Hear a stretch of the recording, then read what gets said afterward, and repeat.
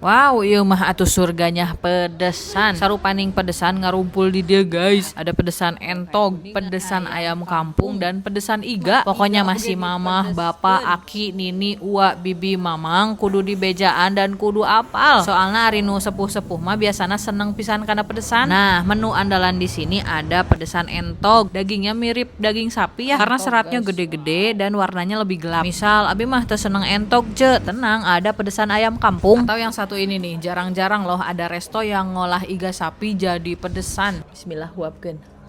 Semua perdagingannya uduh dan hipu. Insya Allah mun si mamah rada ompong ge teurak ieu mah.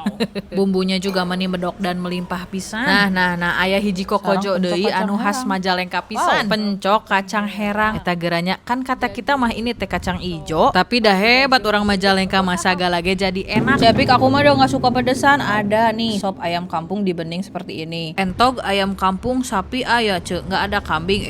Tenang, ada oseng kepala kambing. Sama sekali nggak bau perengus, malahan kecapnya menilegit, bertabur cabai merah dan cabai hijau yang ngajoak. Jangan lupa cobain ayam pasirnya, ini kremesannya beda karena didominasi sama bawang putih yang harum banget. Masya Allah, nggak nyangka ya teu nyangki aya selendang mayang di pedesan Marema. Es teh abah manis, palingan dia gelas si abah dipakai di dia.